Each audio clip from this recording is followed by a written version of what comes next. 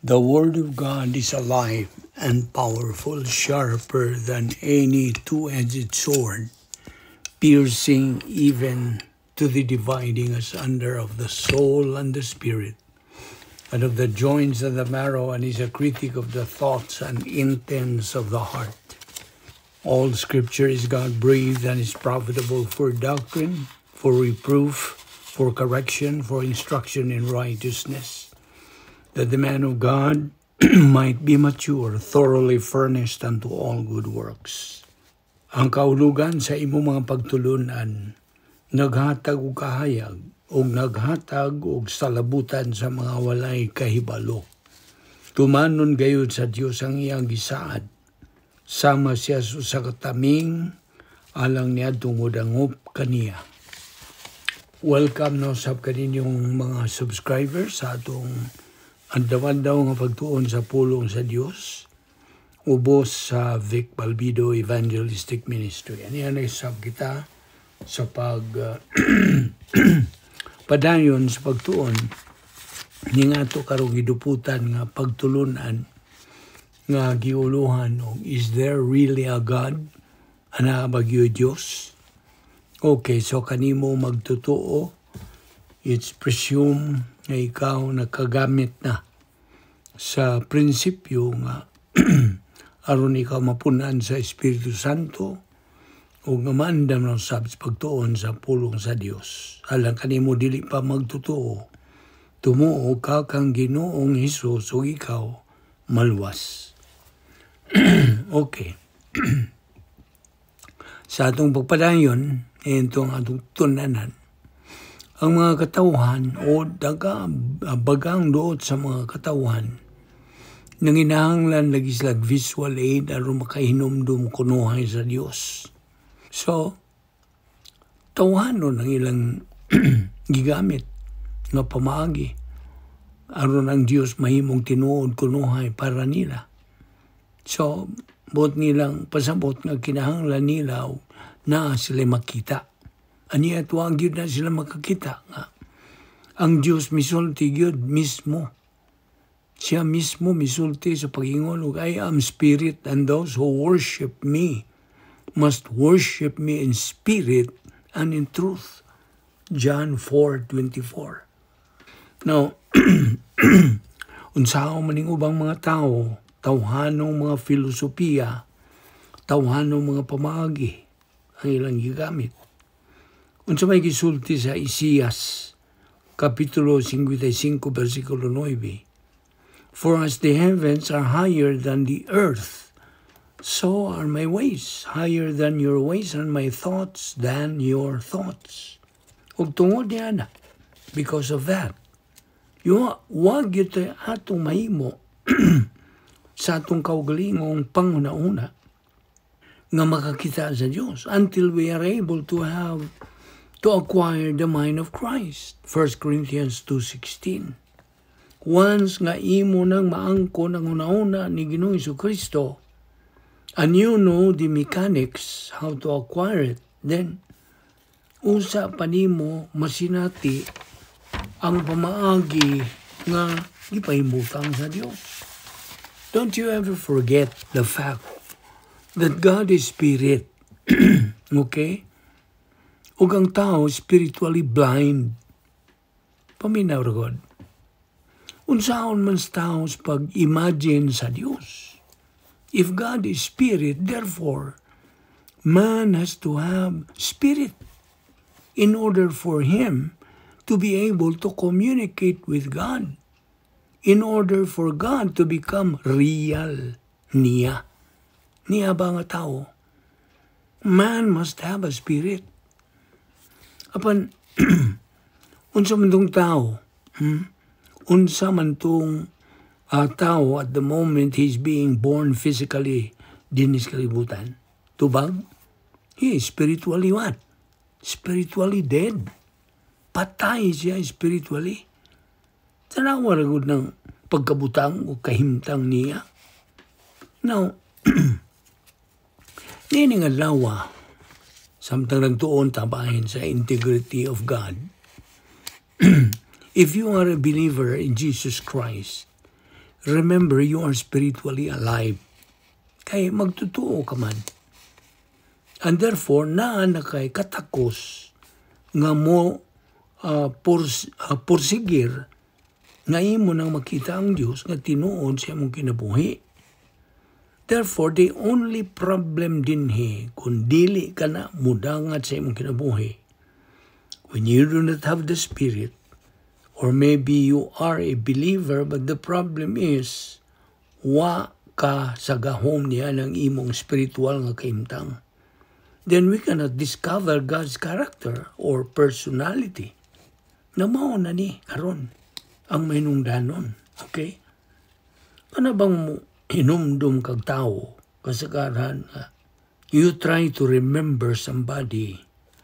Di ba ang iyang naong o itsura ang imong paghinumduman? However, there will come a time nga you won't be able to form or recall sa iyang hitsura, and yet makinumdum ka pa sa iyang batasan o kinaiya. Di ba? Ngayon, akad to ba si kuan bitaw? Unsa may pormaan to niya? Di na ko kainumdum. Pero mao gito siya palamuot sa among klase. Ingon na ba? Mao gito siya maldito kanunay sa among klase. Pero nakalimot na ko siyang han. Nakalimot na gani ko iyang hitsura. Pero nakahibaw kung mao gito siya. Nakahibaw kung dito gito siya. Pero di na ko kinumdum spurma sa iyang naong. Why? You know why? Because ang mainumduman ranimo niya mao ang iyang kinaiya ug ang iyang batasan. Gusto? In the same token, since we cannot physically see God with our naked eyes, ang atong paghinumdum, pag-recall bahin sa Diyos, mao ang atong pagkaton sa iyang mga pamaagi, sa iyang karakter, sa iyang personality. But in our darkness, shines the grace of God because God has revealed Himself. May pangutana. Asa man nato makita ang Diyos? Where do we see God? Paminaw. When we respond positively at God consciousness, it becomes God's responsibility to provide. If you are an unbeliever, gospel information, mao kanay iyang i-provide bahin kini sa kaluwasan whereby we can believe in Christ and thus enter into an eternal relationship with God. Sabtag yun na, magayo. God has revealed Himself in the Bible, which is the mind of Christ. 1 Corinthians 2:16. The gospel is only one of many categories of Bible doctrine. Busa, if you are an unbeliever, dili ka pa magtotoo right at this moment, hinumdumini, there is only one way. Usa lamang kapagi nga kinahanglan di na kininato kalimtan. Ang bugtong paagi, the only way, and this is God's way, nga maangkunta ang relasyon ngadto sa Dios mo kini, tumuo ka kang Ginoong Hesus, o ikaw maluwas. Believe on the Lord Jesus Christ and thou shalt be saved. Mga buhat 16:31. Maunay pamaagi nga gipahimutang sa Dios, bahin o kaluwasan. Uwa nilain pa. Okay? O ganang maong pamaagi, mo'y gitawag nato o grasya. Ngano? Tungod kay iya man ka ng pamaagi sa Dios. Nakalimot ka na ang pulisa, the policy of God, mao man ang grasya. Busa ang pamaagi sa kaluwasan, grasya. Ingon man ang kaluwasan mismo, grasya. Unsa may isulti si Piso 2:8-9 sa in English. We have been saved by what? By grace. Through what? By faith. This salvation is not of yourselves, it's a gift. gasa sa Dios, not of works, lest anyone should boast. Na, kitang mga tao, gyud ta atong kaugalingong pamaagi aron makapanag-iya kita relasyon o pagkadugtong ngadto sa Dios. Wala. Wag gyud ta atong kaugalingong pamaagi aron sa paghimo sa Dios nga tinuod o real sa atong kinabuhi. Wala. Bisan pa usa ka Kristiyanon ka na. Always remember nga wa kay imong kaugalingong pamaagi nga mahimo ang Dios nga tinuod sa imong kinabuhi. O paminaw, it has all to be through the grace of God. Sabta pagayo ka lang. So, it has all to be God's grace. It has all to be God's provisions. Iyarang pagsangkap, iyarang grasya. Lisod gyud og magsalig o musalig lang ta sa atong kaugalingon bahin ining atong pagkinabuhi sa atubangan sa Dios. Kaya ang kalagmitan kung may tabo nato as believers, ang malagmit nga may tabo nato kung wa tay pagsalig sa pamaagi o sa grasya sa Dios, mahog tas pagkahambugiro. Yes, tinuon gyud ha. Mahagbong tas pagka mapahitason. Mao na angay natong bantayan. Apan ang Dios gumikan sa iyang grasya. Nagpahimutang na siyang daan. Yung na ang grasya. That is the reason why toward us nga rin kanato, God has magnified His word above His own name.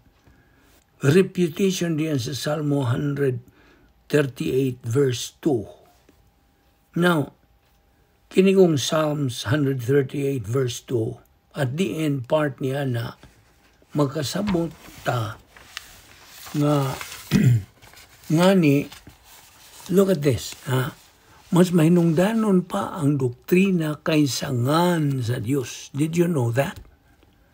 That God has magnified His word above His name. Wa manggoy mo abot na ito, musangpit lang ta sa Dios. Labi na problema. Unya, musangpit ka. Wag yo'y may tabo. Wag yo'y hingabot. Apan paminaw. Apan ko na kay pulong niya. Well, niya ba ako kalagod sa may tabo? That is the very reason why kapilagyod na to i-emphasize that the doctrines of the Word of God resident in our soul are the only means by which we can know as to who and what God is, and thus come to respect and love Him. Mao ni gitawag og personal love for God. Mao na ni. Ug ato pa kining dugangan sa paghisgot, pagtuki, ugma. So, see you then tomorrow.